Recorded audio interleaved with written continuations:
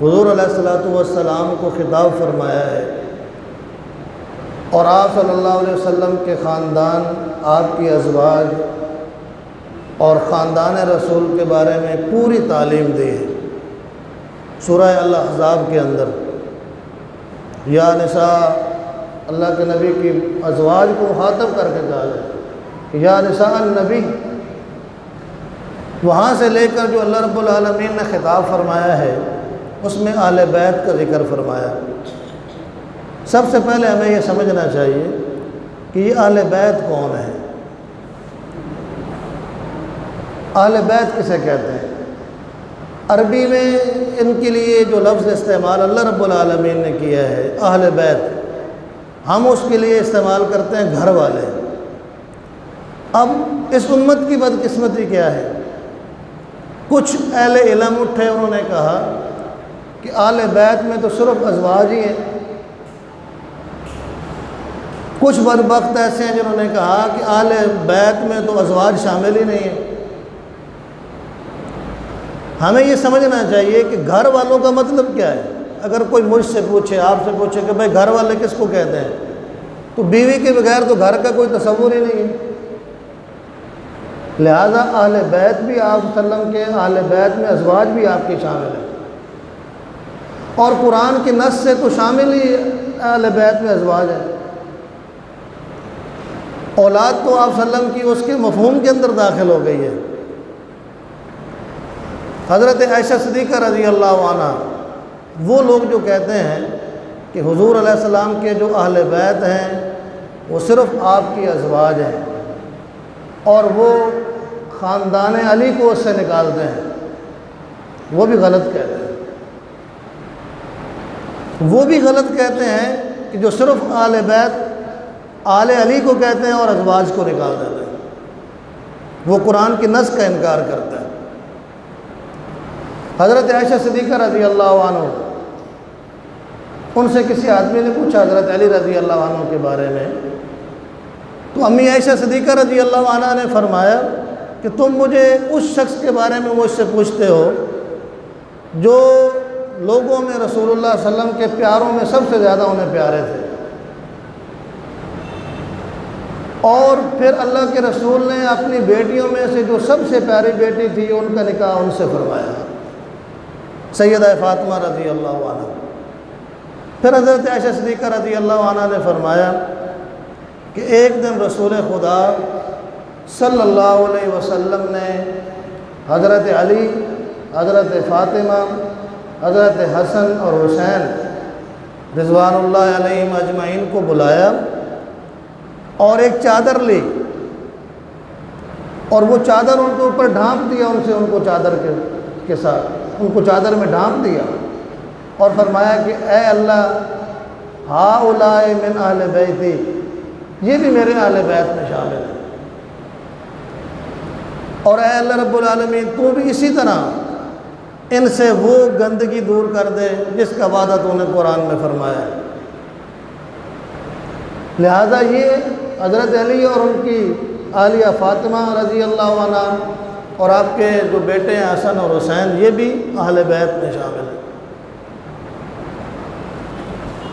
حضرت حسین ابن علی رضی اللہ عنہ سن 4 ہجری میں پیدا ہوئے ہیں، اور سن 61 ہجری میں 10 محرم الحرام کو کربلا کے میدان پر شہید کر دیے گئے۔ حضور نبی کریم صلی اللہ علیہ وسلم کو بہت زیادہ محبت تھی جناب حسین رضی اللہ عنہ، اور آپ صلی اللہ علیہ وسلم کو حسن اور حسین سے اتنی محبت تھی، حضرت انس رضی اللہ عنہ کہتے ہیں کہ ایک دن نبی مہربان صلی اللہ علیہ وسلم محراب پر کھڑے خطبہ دے رہے تھے، آپ صلی اللہ علیہ وسلم ابھی خطبہ ہی دے رہے تھے کہ حسن اور حسین جو چھوٹے بچے تھے وہ مسجد میں آئے، اور اس طرح آئے جس طرح بچے آتے ہیں۔ یہ محسوس ہو رہا تھا کہ بھئی یہ تھک گئے ہیں اور گر جائیں گے، تو نبی مہربان صلی اللہ علیہ وسلم ممبر سے اترے اور بیٹھ گئے اور ان کو گلے لگایا اور اٹھا لیا، اور پھر یہ کہا کہ اللہ رب العالمین نے سچ کہا ہے کہ یہ اولاد بڑی آزمائش ہے، انما اموالکم اولادکم فتنہ، یہ عہد پڑھی۔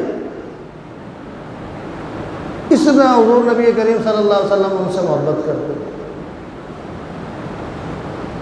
حضور نبی کریم صلی اللہ علیہ وسلم نے فرمایا، حضرت ابو سعید خدری رضی اللہ عنہ وہ اس حدیث کے راوی ہیں کہ رسول اکرم صلی اللہ علیہ وسلم نے فرمایا کہ حسین اور حسن یہ دونوں جنتیوں کے جو جوان لوگ جنت میں جائیں گے، نوجوانوں کے سردار ہیں۔ حضرت عبداللہ بن عمر رضی اللہ عنہما روایت کرتے ہیں کہ جناب رسول اللہ صلی اللہ علیہ وسلم نے فرمایا کہ حسین اور حسن میرے دنیا میں یہ دو پھول ہیں جو اللہ نے مجھے عطا کیے ہیں۔ حضور نبی کریم صلی اللہ علیہ وسلم کو حضرت حسین رضی اللہ عنہ کو جب آتا دیکھتے تو آپ صلی اللہ علیہ وسلم انہیں اپنے پاس بلاتے، ان کو اپنی گود میں لے لیتے اور ان کو سونگا کرتے تھے اور فرماتے تھے کہ مجھے تو اس سے خوشبو آتی ہے۔ سیدنا حسین ابن علی رضی اللہ عنہما اور خاندان رسول سے محبت یہ بالکل ایمان اور ایمان کا تقاضا ہے۔ حسین ابن علی کسی خاص گروپ کے نہیں ہیں، یہ بھی ہمارا ایک بڑا مسئلہ ہے۔ ہم گروہ در گروہ اور جانبداری کی اس حال میں آگے گزر رہے ہیں، بلکہ یہ تو حسین سب کے ہیں، امت کے ہیں، ہمارے لیے ہمیں اپنی دل و جان سے زیادہ عزیز ہے۔ حسین ابن علی رضی اللہ عنہما کی جو شہادت ہے یہ حدیث رسول اللہ صلی اللہ علیہ وسلم سے ثابت ہے۔ آپ شہید وفا ہیں، آپ اپنے نانا کی شریعت کے محافظ ہیں، آپ کی شہادت بالکل برحق ہے۔ حضرت ام فضل بنت حارث جو آپ کے چچا حضرت عبداللہ حضرت عباس رضی اللہ عنہ کی زوجہ محترمہ ہیں، یہ فرماتی ہیں کہ ایک رات مجھے خواب آیا اور خواب کے اندر میں نے یہ دیکھا ہے کہ ایک ٹکڑا ہے جو میری جھولی میں آ کے گرا ہے، رسول اللہ صلی اللہ علیہ وسلم کا ایک ٹکڑا ہے جو میری جھولی میں آ کر گرا ہے۔ تو یہ کہتی میں بڑی گھبرا گئی اور میں نبی صلی اللہ علیہ وسلم کے پاس آئی اور میں نے آ کر وہ خواب سنایا، تو آپ نے فرمایا یہ تو بڑا اچھا خواب ہے کہ اللہ تعالیٰ میرے فاطمہ کو ایک بیٹا دے گا، وہ تمہاری گود میں آ جائے گا۔ اس لیے کہ اس وقت نبی صلی اللہ علیہ وسلم کا جو خاندان تھا اس کی سب سے بڑی عورتوں میں یہ ام فضل تھی رضی اللہ عنہ۔ وہ کہتی ہے کہ جب حضرت حسین رضی اللہ عنہ پیدا ہوئے تو ان کو لا کر میری گود میں دیا گیا اور میں نے ان کی پرورش کی۔ اسی پرورش کے دوران ایک دن میں ان کو نبی صلی اللہ علیہ وسلم کی خدمت میں لے آئی کہ چلو آج بچے کو نانا سے ملوا لیتے ہیں۔ ان کے نانکے انہیں لے آئے تو حضور نبی کریم صلی اللہ علیہ وسلم نے حسین کو دیکھا تو ان کو اٹھا لیا اور اپنی گود میں بٹھا لیا۔ حضرت ام فضل کہتی ہیں کہ میں کسی اور دھیان میں لگ گئی، تھوڑی دیر بعد جب میں نے رسول اللہ صلی اللہ علیہ وسلم کو دیکھا تو آپ کی آنکھوں سے آنسو جا رہی ہیں، میں گھبرا گئی۔ میں نے نبی صلی اللہ علیہ وسلم سے عرض کیا یا رسول اللہ آپ کیوں رو رہے ہیں، آپ کی آنکھوں سے آنسو کیوں آ رہے ہیں؟ تو حضور نبی کریم صلی اللہ علیہ وسلم نے فرمایا کہ ابھی جبرائیل آئے ہیں اور انہوں نے مجھے آ کر بتایا ہے کہ آپ ہی کی امت کے کچھ لوگ آپ ہی کے اس بیٹے کو شہید کر دیں گے۔ تو حضرت ام فضل کہتی ہے میں نے کہا اس بیٹے کو حسین کو شہید کر دیں گے؟ آپ صلی اللہ علیہ وسلم نے فرمایا ہاں اس بیٹے کو حسین کو شہید کر دیں گے۔ اور حدیث کے الفاظ یہ بھی ہیں کہ آپ صلی اللہ علیہ وسلم نے فرمایا جبرائیل تو وہ مٹی بھی لے کر آئے ہیں جہاں میرے نواسے کا خون گرے گا، اور وہ سرخ رنگ کی مٹی ہے، یعنی علاقے کی طرف بھی اشارہ کرتی ہے۔ لہذا حسین ابن علی رضی اللہ عنہ کی شہادت یہ شہادت حق ہے، ہمیں اس پر غور کرنا چاہیے کہ آپ کا مشن کیا تھا، آپ کا مقصد کیا تھا۔ بالکل ہم امت کو تقسیم نہیں کریں گے، وہ جو خلافت راشدہ کی شکل میں مسلمانوں کا ایک مثالی معاشرہ تشکیل پا چکا تھا، جس کے اندر کا ہر سیٹ اپ بڑا عظیم تھا، اس کی مسلسل تنزلی اور گراوٹ کو دیکھ کر حسین ابن علی رضی اللہ عنہما پریشان رہتے تھے۔ اسی کی احیاء، اسی کے غلبے اور اسی کے نفاذ کی کوشش تھی جس میں آپ کو شہید کر دیا گیا۔ لہذا امت کو اس وقت ضرورت ہے کہ امت اس مشن حسینی کی طرف جائے۔ ہمارا ایک بڑا مسئلہ یہ ہے کہ ہم نے واقعات سے سبق کبھی نہیں سیکھا ہے، ہم واقعات سے درس نہیں لیتے ہیں، واقعات کو بنیاد بنا کر امت کو تقسیم کرتے ہیں، اسلام کو کمزور کرتے ہیں۔ اسی لیے آج دنیا کے کسی خطے میں اسلام بطور دین کہیں پر حکمران نہیں ہے۔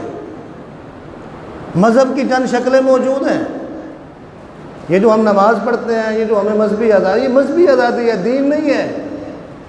اس پر بھی ہم بات کریں گے کہ دین کسے کہتے ہیں۔ مذہبی آزادیاں تو موجود ہیں، لیکن دین کہیں بطور دین اسلام کے طور پر نہیں ہے۔ دین بطور مذہب موجود ہے۔ حسین ابن علی رضی اللہ عنہما کی جد و جہد یہی تھی۔ لہذا اس موقع پر میں آخری گزارش یہ کروں گا کہ کچھ لوگ ایسے ہیں جو ہماری صفوں کے اندر گھس گئے ہیں اور وہ اپنی تقریروں کے ذریعے سے اشتعال انگیزی پیدا کر رہے ہیں، اور بدقسمتی سے سوشل میڈیا ان کا سب سے بڑا ہتھیار ہے۔ ہمیں ہمارے اداروں کو اس پر پوری توجہ دینے کی ضرورت ہے کہ دشمن کے اعلی کار بن کر وہ اس طرح کی باتیں کہتے ہیں جو کسی ایمان والے کے لیے برداشت کرنا، جس کے اندر ذرا برابر بھی ایمان ہے، وہ یہ گوارا نہیں کر سکتا۔ آپ کو صدیق اکبر کے بارے میں بات کریں، کربلا کو جواز بنا کر، کسی اور صحابی کے بارے میں بات کریں، تو ہمارا ایمان تو اس کو نہیں برداشت کرتا ہے۔ ایسے انتشار اور اشتعال انگیزی پیدا کرنے والے وہ ملک دشمن بھی ہیں، اسلام دشمن بھی ہیں، ایمان دشمن بھی ہیں۔ ہمیں ہر حال میں اپنی صفوں میں اتحاد پیدا کرنا ہے، اپنے اندر اتفاق پیدا کرنا ہے، خود بھی اور امت کو بھی، اپنے ملک کے لوگوں کو بھی انتشار سے بچانا ہے، اور 10ویں محرم الحرام کے واقعہ کربلا کے پیغام کو سمجھنا ہے۔ اصل کام کیا ہے؟ اسلام زندہ ہوتا ہے ہر کربلا کے بعد۔ اسلام کی تجدید، دین اسلام کے تحفظ اور غلبے کے لیے حسینی جذبے کو اپنے لیے مثال بنایا جائے۔ اللہ تعالیٰ میں اس کی توفیق عطا فرمائے۔